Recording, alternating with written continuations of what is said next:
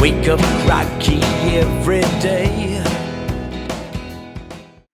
Hello and welcome. Thank you for listening to the pilot episode of Artists Almost Always, a brand new interview-style podcast featuring sit-downs with members of the arts community from various branches: authors, screenwriters, playwrights, actors, dancers, choreographers, digital artists, graphic designers, or people who are writing about artists or anything artists go through. The show will be basically with artists, for artists, about artists, almost always. So you kind of get the idea. My name is Steve Zarrow. I'm going to be hosting the show. I'm very proud to finally get to do this. This is something that has been in blueprint form for quite some time. So I'm very happy that it's finally being produced. It's going to be produced here by me and recorded right here, either via Zoom or rarely in person. This is not really going to be an in-person setup. It was originally going to be. But due to the nature of the modern world, I'm going to be doing it here from my studio via Zoom when I do have a guest. There is no guest for this episode. It's just going to be Solo Mio. And I eventually want to do in-person interviews. I hope to get to that point. I hope the world gets to that point where we're back to that with normalcy, and I hope that I can facilitate that here in my studio. Until then, this will have to do. This is my voiceover whisper room, and the production company that sort of has the umbrella domain over all this is called Word Bubble Studios, and that is the name of my company that I started when I got into the professional voiceover game. So that will be the sort of production hub for the Artist Almost Always podcast. My guests will be artists of various sorts almost always. And anytime we find ourselves not talking with artists, we're going to be talking about artists, what drives them, what stops them, and more, almost always. After all, there's no absolutes, right? I didn't want to pigeonhole the show or limit it in any way, no matter how good an idea was with a theme. I always wanted to find a way to leave the door cracked open a little bit for other opportunities and other things to discuss. And this will be successful at accomplishing that. Today is just going to sort of be the premier ribbon cutting event, if you will. It's not going to be an interview of any kind. It seemed more appropriate to just spend a few minutes with you, talking to you, introducing myself, introducing the show, telling you about what we're going to do, how we're going to do it, why we're going to do it, and how it came to be, sort of what the evolution of all this was. I already have a couple of interviews with authors in the can that are either done with post-production or going into post-production, and I have others being added to the calendar now. And I'm looking to probably have anywhere from 6 to 12 episodes for this first season before I take a little breather and push reset to get ready for a second go.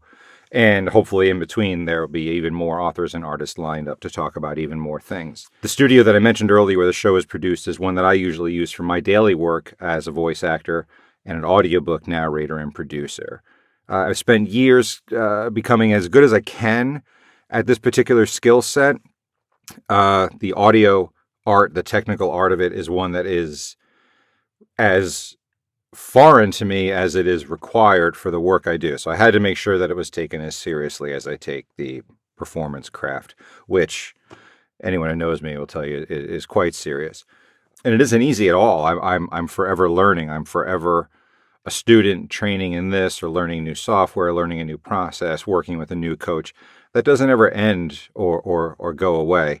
And I have a profound respect for this component now more than I ever have. And for those of you listening to the audio part, when I say this component, I'm pointing and I'm gesturing to the technical components here in my studio, the headset, the microphone, the editing software, the ability to create the professional sounding audio you're listening to now, the kind of thing that you would pay money for, and not the kind of thing that is spoken into a Walkman or a little tape recorder type of thing. It's serious stuff, and it requires serious tools. I'm primarily, though, an actor with a performing arts degree and mainly a history on stage and screen. So now to move into voiceover, it was a different sort of experience for me, having come from a very corporate background as an employee, though being an artist on the side, to now be an artist full time and no longer have a corporate tie. It's a unique sensation. But it also allowed me to do what I do now in a very unique and powerful way. I get to wear a lot of hats at the same time, and some of them I only know how to wear from 20-something years working in the corporate world, sales and customer service, the qualifying the customer, the listening and paying attention to your client's needs. All of that came from my corporate background. So I wouldn't have this show, this career, this studio without having walked many miles for many years in both worlds. So I'll touch upon that in future episodes as well, especially the idea of and the act of leaving what I like to call a survival job and what other people refer to as well. Leaving your survival job in pursuit of and in engagement of your artistic endeavor, your creative dream, your career goal, even if it isn't necessarily in the arts, but it is freelance and untethered from the safety of sort of corporate employment, if you will. Those will be future episodes. Well, the point I want to stress here, though, is that I'm not formally trained in other such things like broadcast news or journalism, reporting, interviewing, probing questions. These are not areas of strength for me. These are not things that I did in college or in high school. On a very minimal level here and there, but certainly not anything I pursued. It was just sort of what was put in front of me as, hey, this is what we're going to do for this semester or whatever. But it's not going to be ambush journalism. It's not going to be confrontational questioning. It's going to be very conversational, not confrontational. It's going to be closer to like talk radio, interview style, sort of no holds barred conversation. Like they're going to ask me questions too, and I'm going to talk and answer. And that's kind of how I want it to be. That's how I think it should be. So this was the original idea for the show I was going to start 2 years ago, and it was going to be a bit of an in-person coffee talk kind of interview style show where the guest would come, we'd sit together, it'd be like an episode of Frasier or something where we sit down, cross our legs, I pour them a cup of their favorite coffee that they told me about in advance, and we have a little 5-minute thing about where the grinds came from and all, snooty and pompous and interesting before we got into the meat of whatever we were going to talk about. And it was just going to be casual like that. And then something happened in the world, which we don't have to talk about in any great detail, but it sort of caused me to sort of put all of that on a shelf, on ice, and freeze it. And it went on so long. It slammed down so hard that other people capitalized on opportunity. And I can't say a word about it, but someone else came out with a similar show in the interim while mine was not being produced or being launched in any way. I didn't even get it out onto the launch pad out of the shop. And someone else came out with a similar show. So, fair play to them. That's fine. I don't have a problem with that. But I obviously knew that I had to shift gears. And I obviously knew that I had a good idea if someone else came up with it and pulled it off as well. So, again, more power to them. I don't remember the particular name of that show that I'm speaking of, but it ended up being so similar to the idea I had that I just said, you know what, I need to definitely make a left or make a right here and go in a different direction and make sure I keep doing what I'm doing. But the original show was going to be, fellow voiceover peers talking about their ventures into the arts, about their origins, their challenges living in an artist's life, the survival job thing, all of that. And this will sort of be like that, but I wanted to make sure that it wasn't and will not be voiceover centric. And that's another point I want to stress. I'm not here to do this show to sort of tag it every 5 minutes by saying, oh, and you should hire me. And this is not, I'm not using this as a marketing tool. Like I am on an information quest. I'm on a learning quest. I enjoy talking to different artists, to other creatives and content makers like me about where they are, how they got where they are, where they came from, and where they're going. It's stuff I can learn from. That was one thing that everybody always said when I asked. If I were to do a podcast, or if you were to listen to a podcast, how do you choose what to listen to? What topics or what themes would interest you? And the most common answer was always, I want to learn something. I want to come away from listening to the show with a takeaway, with new knowledge, new wisdom, and new perspective of some kind.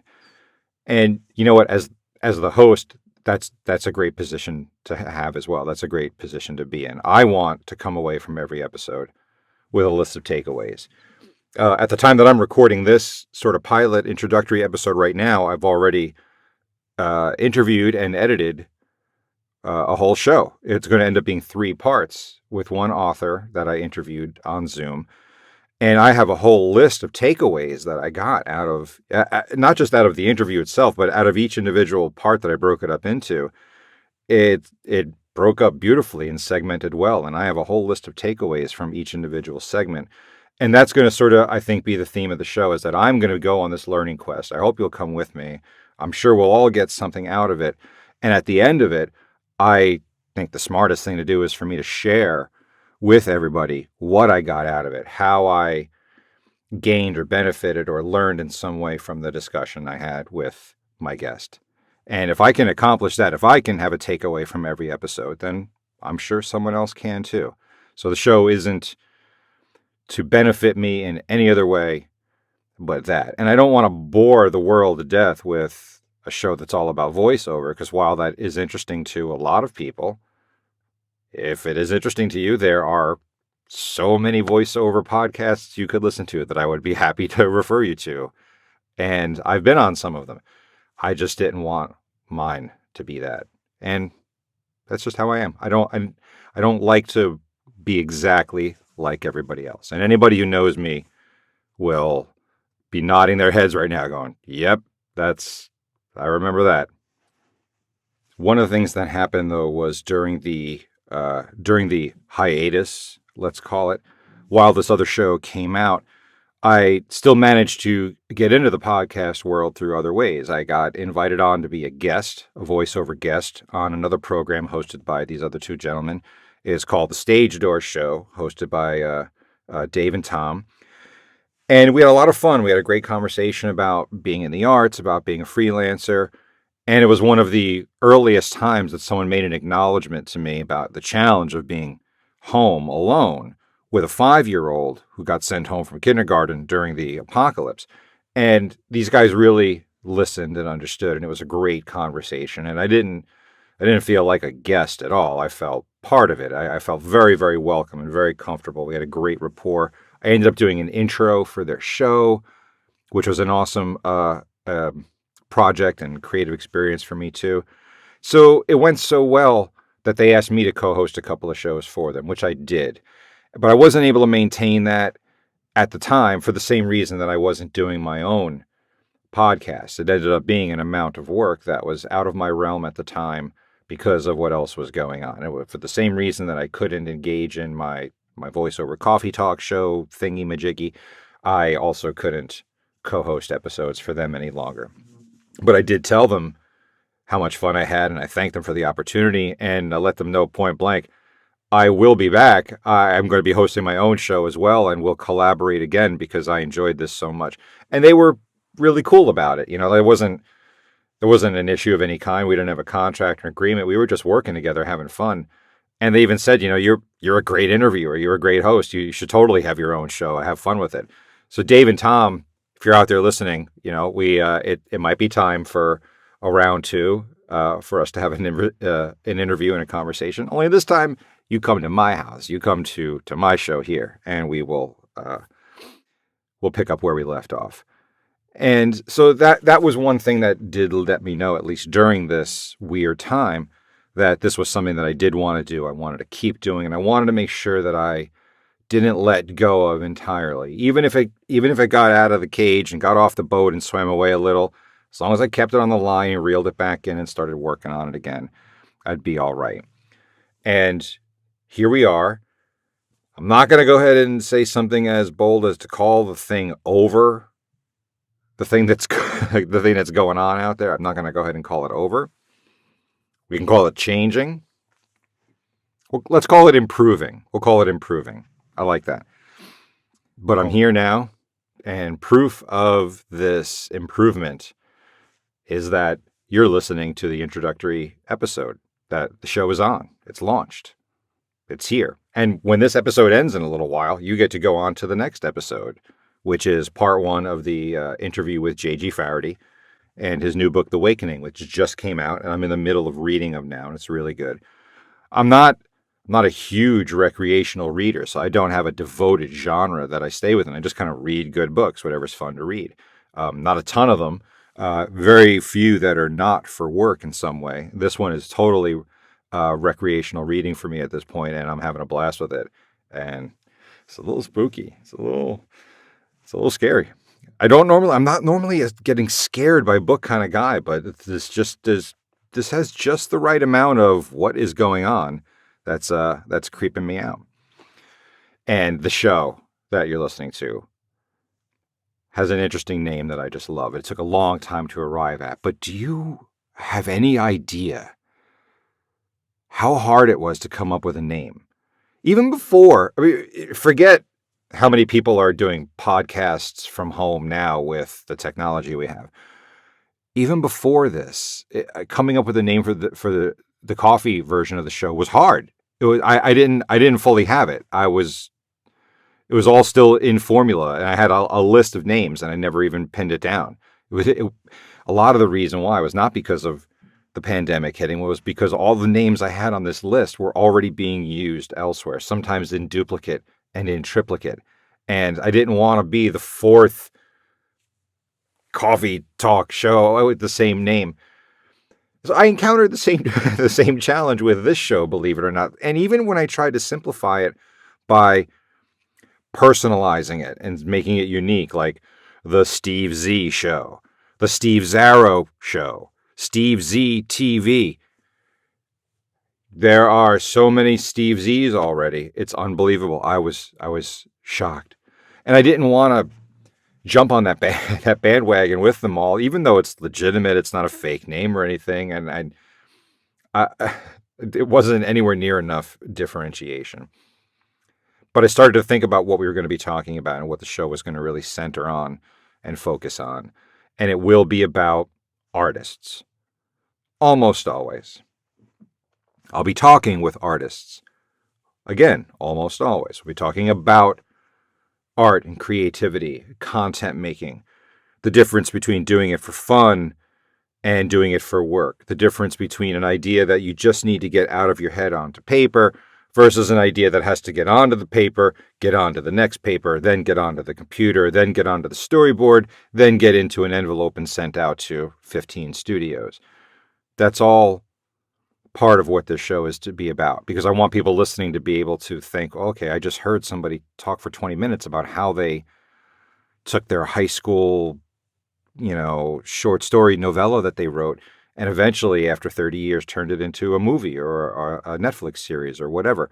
I want to learn those things, and someone else wants to hear that story because it will have an impact on them and the decisions they make about what to do with their art and with their ideas and where to put them.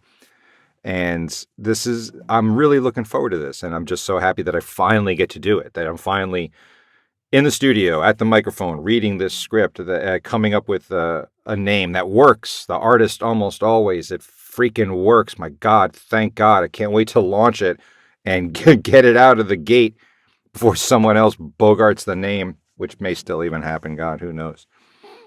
But anyway, I'm really thankful and appreciative of the fact that you listened to this episode. I'm looking forward to sharing my guests with you and their words and their stories. They will all be longer than this, probably much, much longer than this. And I'm looking at probably doing an episode twice a month, releasing on the 1st and the 15th, in addition to the 2 that just dropped. So that'll do it, actually, for the pilot episode of Artist Almost Always. My name is Steve Zarrow. Thank you for letting me be your host for the show and for the future episodes that I look forward to sharing with you and making for you. If you have any ideas or commentary or any feedback on this, I'm sure there's a place somewhere for you to type it in and send it away. I'll make sure that along the way, when I have guests, I'll make sure their links, their Instagrams, their Twitters, all their stuff, their Amazon is all going to be posted for you in the captions and throughout the show. And this part of the process, the content making, the visual appearance, the post-production of this show will be on an evolutionary path as well. So I look forward to you joining me for all of that. Until next time, have a great day. Thanks again.